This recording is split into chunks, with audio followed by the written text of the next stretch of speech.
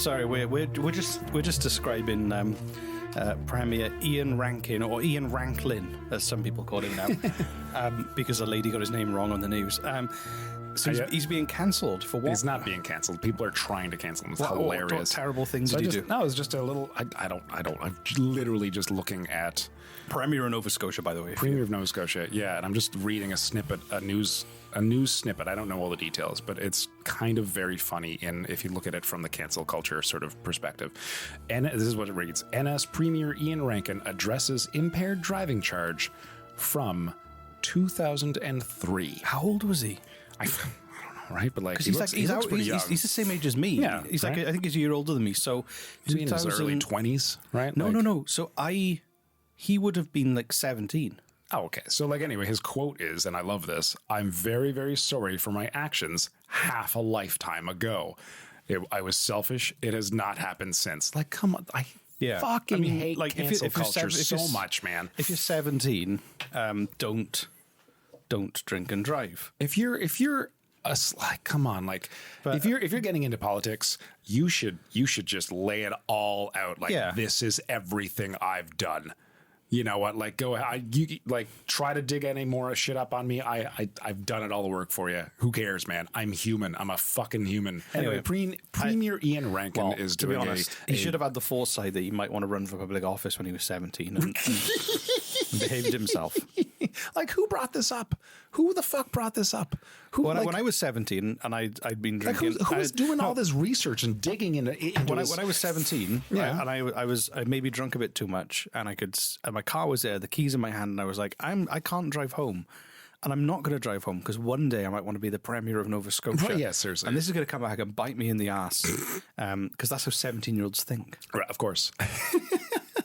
And who the fuck brought this up, though? Like, who and yes, it was a stupid thing, and it was good that he got caught, and I hope it taught him a lesson that made him then go on to become Premier. Maybe that's what made. Yeah, maybe before he was 17, he was a total shit, and that was the thing that made him sort his life out to go on to become the leader of a small province in Canada. Right? Yeah, exactly. Yeah. So don't cancel. Oh, fucking hate. It's called a backstory.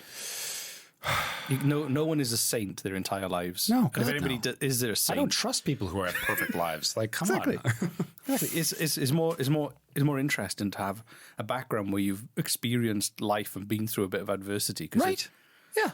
If you're just like, what? So what did you do before you were the Premier of Nova Scotia? I didn't do a lot. Any back history? No. I looked at my phone for about 20 years. Just sat on a sofa looking at my phone.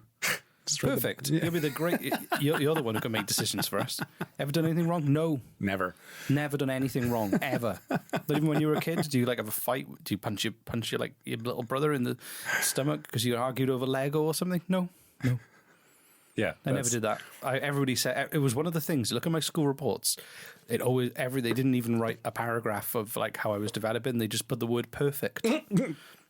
And that's how I knew I was destined to be the Premier of fucking Nova Scotia. The highest office humanity can achieve. Have you ever watched Ian Rankin, like, videos of him addressing the province about COVID-19 and reopening and stuff like that? The man looks like he doesn't give a fuck, and it's hilarious. Like, he doesn't care. Maybe he does care. He does the job. It's the delivery. It's the delivery. It's hilarious. He's not oozing charisma. No, but like in a funny, sort of almost on purpose way. Like, he's like, I don't care. He looks like because like he didn't get elected. No. He got the job. He got elected within his own party. Right. Yeah. Because it's a parliamentary kind of system. But the old premier, what's his name, fuckface. He left. And then so like he just kind of came in and filled the spot for the moment, and like you could just see it, and it's like there's so much flack he's being given by like reporters and by fucking cancel culture Twitter assholes, et cetera, and when he just doesn't care, he does, and it's hilarious to watch. In my head, he looks like. Here we are talking about politics. I know. And just naturally, you got me naturally talking about politics recently. It's a year and a half. If you don't know who he is, Google to look at his COVID speeches. Here's how I think he looks. Mm-hmm. He looks like somebody who got asked to call the bingo at the local fire station. because the other person's car broke down on the way, and he had a night planned. He was going to sit in his underpants watching Netflix, and now instead he has to call bingo to pensioners. No, that's exactly what he looks That's how like. he delivers his speeches. Don't get me wrong. I think he's doing. like, I think he's doing a good job of doing keeping us safe. But like that is exactly what he looks like. I'm Yes. here because I have to be here, Yeah. but I would much rather be watching the Croods in my pants. like any other politician would be like fighting tooth and nail against any sort of bad mouth that was or any sort of poor reputation that someone might have dug up, or some like shitty question about like how you're not perfect in running this province, etc., etc., etc. But you could tell like he doesn't care when someone asks him the question like this. Well, my favorite one was they asked about the have you spoken to the Premier of New Brunswick about the border? Oh, yeah, right. And he just went, no. No. Nope. No. No, I haven't. No. And they were like, okay. Can you elaborate on that? Yeah. Which I thought was quite good. He gave he gave an honest Because any answer other to politician would like find a way to dance around that and make it seem like it was their idea, so etc., etc. there is hope for him. Oh yeah, no, Definitely. he's like I love it. Just try and make it seem like you want to be calling the numbers of the bingo. It was such a unique scenario that brought Premier Ian Rankin into power, which is like he's here to fight a virus, not for really any other reason. And it was happenstance that he got brought in, right? It was because Fuckface McGee left that he was suddenly Fuckface McGee. I hate him so much. Anyway, with Stephen Harper, not Harper. No, that's our old prime minister. Oh my God, Stephen McNeil. Thank you very much. That's how much I hate him. His memory he destroyed so many lives. But he also saved quite a few by listening to Dr. Strang. No. Dr. Strang saved lives. All Fuckface McGee did was just do what the doctor told him to do. That's it. Yeah, but look how many leaders didn't do what the doctor told them to do. I will give him credit where credit is due. He did listen. But then if it went wrong, he could just blame the doctor. Right. Yeah, exactly. No, I'll give him credit. You can't win if you're a politician. I'll give him credit where credit is due. He did listen to the doctor and tell everyone to do what the doctor said to do. That's it. He was the middleman. Like, this is what the doctor said to do. No, honestly, this is what happened. He just was the middleman, and for a year and a half, he's like, this is what our doctor said to do. And everyone was praising him for doing the right thing of just relaying a fucking doctor's advice. That's his job for the past year. It was just relaying advice. To be fair, Dr. Strang now will go down. They're going to name a bunch of streets after him. I look forward to going to the Dr. Strang Medical Centre for vaccinations in the future when they build it. And I love that his name is only one letter out from Doctor Strange. I know, exactly. And also my 4-year-old was marching around his bedroom going, Dr. Strang, Dr. Strang. Really? Yeah, that's how even 4-year-olds are talking about him. Wow. But okay, that's very funny. Is that true, by the way? Yes. Okay, that's very. I was going, what are you talking about? He was like, Dr. Strang. It's a Canadian superhero. Yeah. But anyway, just going back to Ian Rankin for a second, the circumstances in which Ian Rankin was kind of appointed is so unique. There was a pandemic. You know, there was a premier who kind of got sick of his job and just suddenly left. And then this premier was like ushered in suddenly. It wasn't a decision. It wasn't an election. And he was brought in, and not brought in to run a province, but brought in to basically just keep everyone safe by listening to a doctor. And just these circumstances just led to this beautiful scenario where people are trying their best to poke holes in him and whip him and make him just like, as they do with every fucking politician on the planet. And his reaction every single time is to not give a flying fuck. And it's really, really funny to watch. Yeah. Oh God, I love it so much. Yeah, his response was appropriate. So. Oh my, every time. Yeah. I mean, you could see it in the response that we talked about of his drunk driving charges from 2003. It was like, yeah, I'm so sorry for the thing that I did half a lifetime ago. Like you can hear the sarcasm in his voice. Like, got anything better than this? Yeah, like honest to maybe God, an what STD. Else? like I don't know. Can we get on with the day? Yeah, exactly. I got a job to do. Yeah. God. We just ranted for that's an entire episode. There you go. So on actual politics. In our Spy season, it was supposed to be a break from politics. We ended up ranting about regional politics. So anyway. It's going to be a really long episode. Yeah. So search the videos of him and you'll see what we mean. Oh, anyway, Cameron Ortis. Does that name mean anything to you? It does not. Cameron. This is called the Cameron Ortis Saga. A saga? The Saga. Oh god, this is going to be like a Not 5-hour long podcast episode. Not Misuaga. Mr. Saga. I like how you pronounce it. Mizuaga. Mizuaga. It sounds like the A is being sucked in my mouth as I try and say it. Mizuaga. As I'm being pulled into the vacuum of space, I try and pronounce a city in Ontario. That's how it is.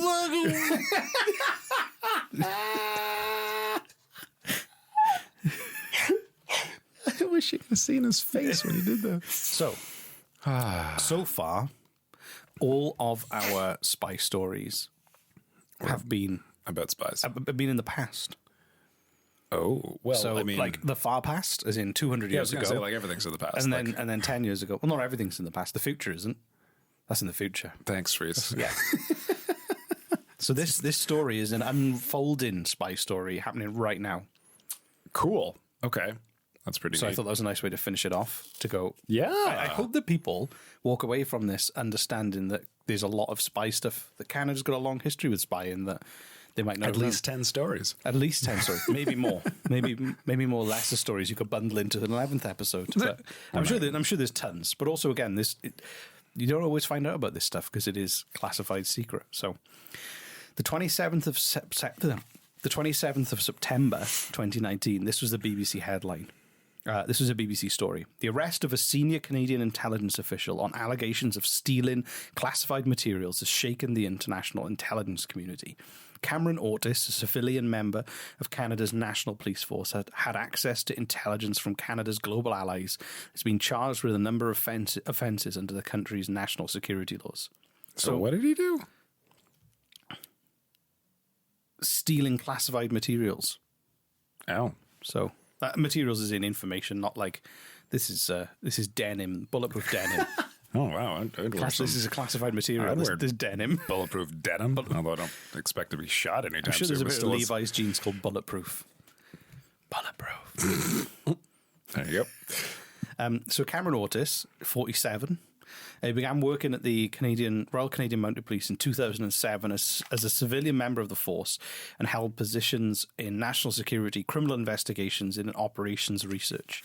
When he was arrested, he was the Director General of the law enforcement agency's National Intelligence Coordination Centre, and held a high-level security clearance. So basically, all the information I was saying we can't access because it's top secret, he could see it all. He had high clearance security access. Okay. So he had like a chip in his hand that they tied him to a chair on his first day and they implanted it, and you could swipe it against things, and he was keep like mentioning this. Is that an actual top thing? secret clearance. Have a good day, Mr. Cameron or Ortis. Okay, I'm guessing that didn't actually happen. No, but that's just in your imagination. Yeah. Yeah. It's your wishful thinking. Have you seen You really want a chip in your hand. I don't want a chip in my You hand. mentioned it several times. It's just the thing spies do. Really? You sure about that? Yeah. Or just in movies? Yeah, in movies. I don't mean in real life. Oh, okay. Right. Yeah. Sorry. Yeah. Yeah. I mean, yeah. Anyway, It's sad. so he had experience in cybersecurity, and he was knowledgeable on East Asia. He had studied political science and international relations at the University of British Columbia, and his professor Brian Job, who was Dr. Ortis' supervisor when he did his PhD, said, "Nothing in my experience with Cameron would lead me to suspect his alleged involvement in the activities for which he is charged. Indeed, I am the exact opposite. The exact opposite is true. I am deeply shocked by the news." I feel like if someone starts a sentence with "indeed," you need to say it like that. Indeed! All right. The five I'll start charges saying it like against that. him include the unauthorized communication of special operational information, possessing a device or software useful for concealing the content of information, Like just a USB drive? or the incognito tab on its browser.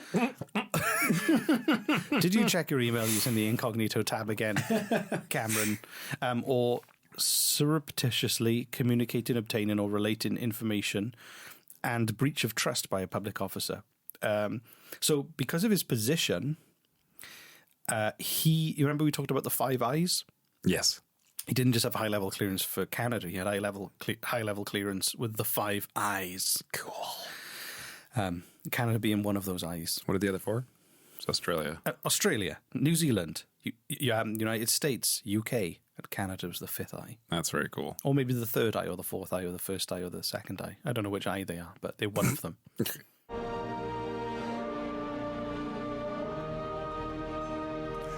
Hold up. It's time for a mid-roll announcement. That's right. You get to be the lucky so-and-so of an ad. And do you know the best part? You get to listen to this ad for free. We won't even charge you. Free ads all the time.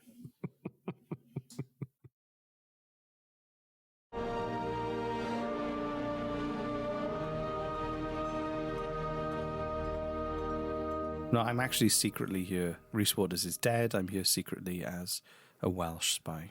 What's your name? Just still Rhys. It's a Welsh name. It's a bad cover. I like it. You changed your name back to your name. My name is Ian Canadian. And I have never been to Wales.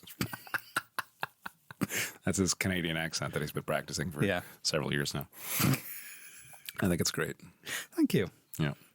It's bad, but anyway.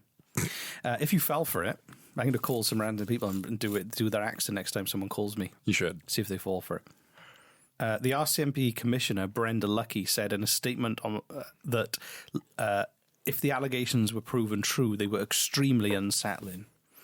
So CBC uncovered that under Cameron Ortis's kind of relatively normal kind of personality and backstory, and what people could see was some worrying elements. So he was alleged to have been in $90,000 of debt in 2013, but what kind of debt is unknown. Okay. So if you were $90,000 in debt, cocaine. And you had just access cocaine. to your just loads of it. Yeah, that's all. Loads of cocaine. Yep. Yeah, he had a pillow that was just full of cocaine, and he never snorted it. He just liked the idea of knowing he was sleeping on cocaine. He was asleep with a knife, and if he wakes up in the middle of the night and he just wants a sniff, he just stabs the pillow beside his face and takes a deep breath and goes back to sleep. Or jumps out of the bed and starts vacuuming. I don't know. Exactly. So it came to light in 2018 when the RCMP was assisting the FBI on a separate investigation, during which the investigators came across documents that suggested there might be some internal corruption or a mole. This sparked off a separate investigation to discover the source of the leak and the arrest of Mr. Ortis. So, few of the details have been made public. The media reports have linked it with an investigation into the Vancouver-based company Phantom Secure, which is a great name. It is a great perfect name for this. So imagine us breaking into the building of Phantom Secure, is a large tower block in the downtown area, and everyone's armed, even though there's no reason for them to be armed. Okay. And we have to go through the air duct to get up to the 53rd floor. I like this. Which is where the air-conditioned server room is. And we have to put a pen stick in to upload the virus, but it takes 5 minutes. And while the virus is uploading, waves of ninjas come and attack us. And I'm like, you protect the pen stick, Jesse. It's at 52%. And I fight them off and get sliced to pieces. And you go, no! But it gives you just enough time for the pen stick to upload the virus, and then the whole building explodes with you in. The end. Did you just make that up right on the spot? Yeah. Did you like it? I loved it. Yeah, that was there you great. Oh my god! I didn't think we were both going to die in the end, but at least I blew up. You got cut to ribbons by ninjas. Everybody dies in all my stories. So, even the ads. So that's our TV commercial. That was pitch great for Phantom Secure. I really could say.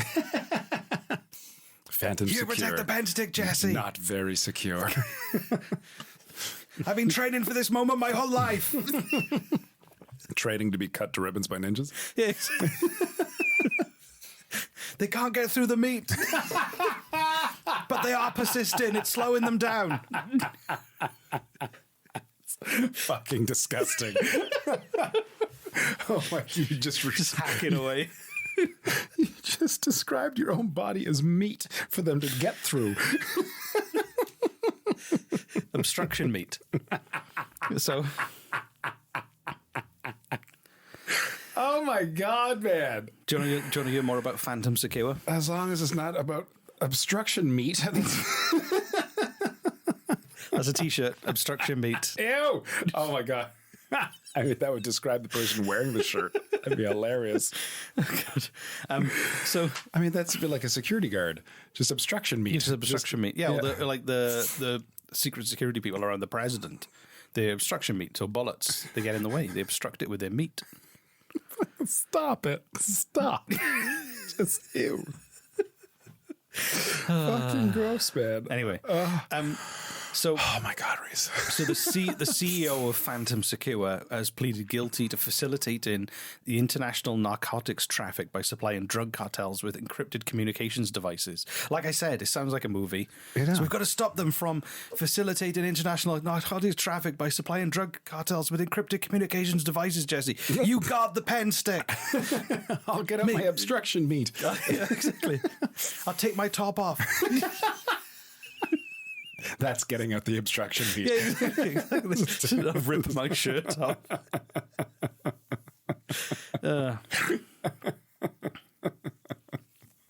So apparently, so this goes into narcotics. Apparently, there's allegations that Russian tax fraudsters had laundered money through Canada, and he might have been involved. The allegations against him, if convicted, he could face up to 30 years in jail. Oh wow! So. And again, like his security clearance was so high, whatever he was involved in, and the fact that there's question marks over it makes it really dangerous. So, the Superior Court today, in the Superior Court, his lawyer they announced plans for an 8-week jury trial starting on September the 6th, 2022. And given the nature of the secret information involved, his case has been tied up in federal courts as officials work out how the trial can proceed while protecting classified interest. And even just like 6 days ago, there was a new article that said RCMP suspected person leaking secrets at high-level computer access. Warrants show a bit more information about it. So there's still news coming out about this. But I'm going to show you a picture of him. He looks like a Bond villain. Oh, sweet. Look. Let me see. Oh, wow, he does too. Yeah, I'm sure he's a nice man, and maybe he made some bad decisions. It's the glasses and the pointy ears. The glasses, it is, but also he's got elf ears. He looks like he's super smart, but he looks like he's always got a backup plan. He does. So he's the one who sent the ninjas in, but what he didn't expect was for the obstruction meat to be quite so persistent. So, what was his Bond villain name be? Well, Cameron Ortis. I mean, that's his actual name. No, I know, but he's a spy. So why does he need a new spy name when he is a spy? A Bond villain name. A Bond villain name? Like I don't know. Mr. Teeth or something.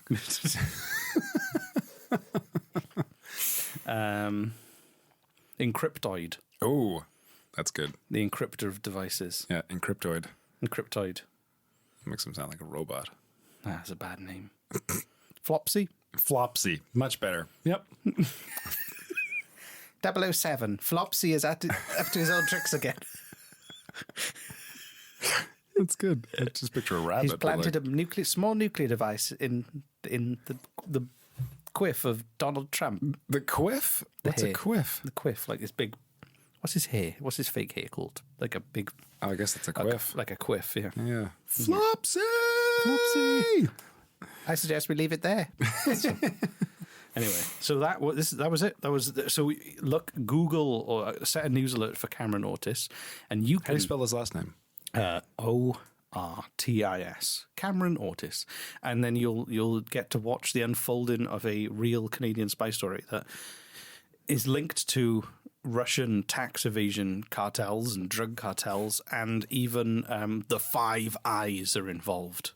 That's very cool. I imagine standing in a room, and each of those countries is like an eye appears in the room, and you're surrounded by five eyes, and you have to plead your case. That'd be cool. The Five Eyes are angry.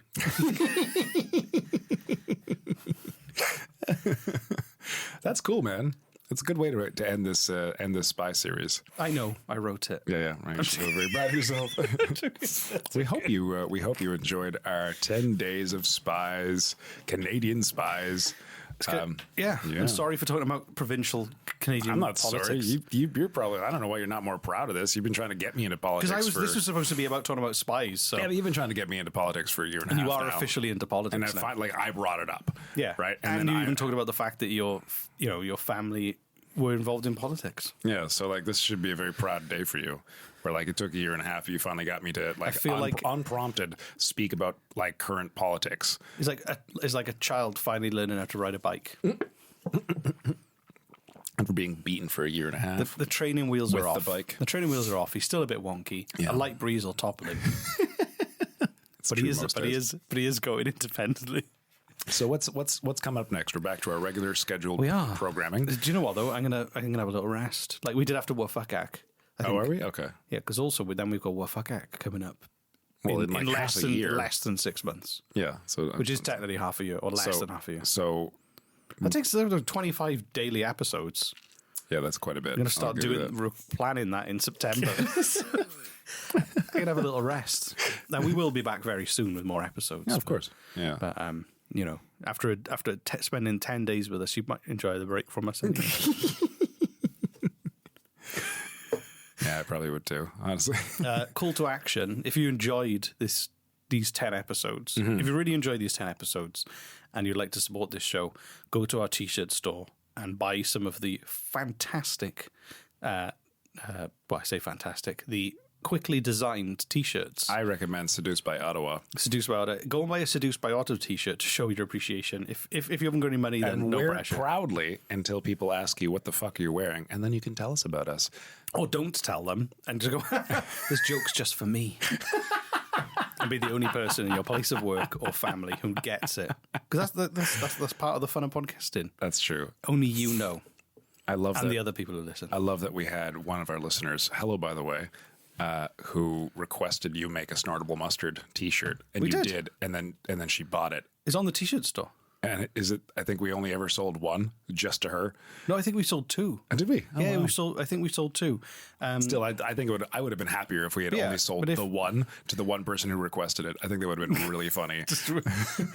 It was worth the effort. Yeah. But no, seriously though, if you want to support the show, we get a small portion of the money. We don't get a huge amount, but to be honest, honestly, it's more about to me. It's like the money isn't really there. To me, it's more about like having people in Canada wearing our obscure fucking references on T-shirts that makes me giddy as hell. I think is hilarious. and also, if you don't have any money and you can't afford to buy a t-shirt, then just tell someone else about the show who you think might like it. Nobody does That'll that, do. Reese. Nobody does that. Tell a friend. You know what I like to say. Thank you so much for sticking us in your ear holes just the way you like it. All snug in there. Reese's favorite phrase that I say. No, well, at least you haven't done much ASMR. Oh my God. Stuff, which Was is I good. forgotten about it until now? Yeah. So go and pick a t-shirt. Maybe, but there's also, it's not just t-shirts. There's Mugs, masks. mugs. There's a tapestry. You can get a so if you want to Are you fucking serious? you can buy a tapestry to hang up on your wall. You're not. You You can have a Seduced by Ottawa tapestry. Oh my God. Or a bumper sticker or a badge. Just something. There's even baby clothes. So if you want You're shitting me. if you want a baby with a t-shirt that says Seduced by Ottawa, then knock yourself out. I mean, if you made the baby in Ottawa, Yeah. then That still doesn't work. They no, say it doesn't, made in no. Ottawa. Oh yeah, right. That's true. Yeah, that'd be a weird thing to put on a baby. Yeah. All right. Snortable mustard, that's more child friendly. Well, that was fun. Thanks for 10 days of exciting spy stuff, Reese. I actually learned a lot and was fascinated that I was fascinated.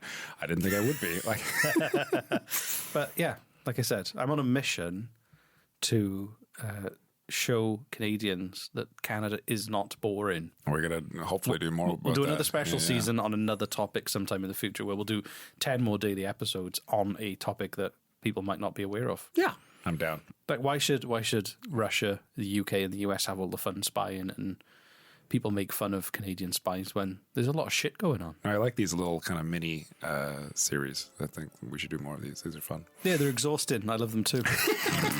So go and buy a fucking t-shirt. I'm joking. You don't have to buy a t-shirt. Bye. We love you all. Bye.